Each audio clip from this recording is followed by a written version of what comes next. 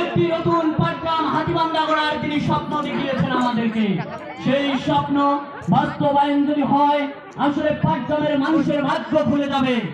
আমরা সকলে দল মত নির্বিশেষে আগামী যে নির্বাচন আসবে, সেই নির্বাচনে রাজীব ভাইকে ধানের শীষ প্রতীক নিয়ে যিনি লড়াই করবেন, ধানের শীষ প্রতীক নিয়ে আমরা জয়যুক্ত করে নতুন পাটগ্রাম হাতীবান্ধা যে করতে চেয়েছেন তিনি, সেই আশা প্রত্যাশা এবং ভালোবাসা রেখে আমি আমার সংক্ষিপ্ত বক্তব্য শেষ করছি। বাংলাদেশ জিন্দাবাদ, শহীদ জিয়া অমর হোক, খালেদা জিয়া জিন্দাবাদ, উত্তরবঙ্গের লৌহ মানব অধ্যক্ষ আসাদুল হাবিব দুলু ভাই জিন্দাবাদ, পাটগ্রাম হাতীবান্ধা গণমানুষের নেতা রেজিস্ট্রার হাসান রাজীব প্রধান জিন্দাবাদ, বাংলাদেশ জাতীয়তাবাদী ছাত্র দল জিন্দাবাদ। ধন্যবাদ।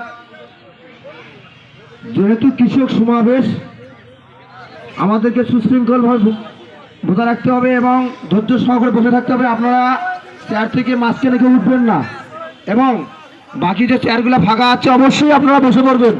আপনারা ক্যাম্প মাথা নিয়ে এলোমেলোভাবে ঘোরাফেরা করতেছেন, এটা দেখতে খারাপ দেখা যাচ্ছে। এই পর্যায়ে আপনাদের সামনে বক্তব্য রাখবেন 4 নং কুশলীবাড়ি ইউনিয়ন যুবদলের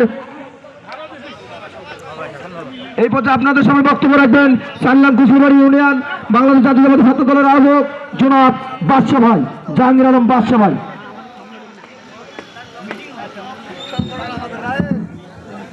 বিসমিল্লাহির রহমানির রহিম। বাংলাদেশ জাতীয়তাবাদী কৃষক দল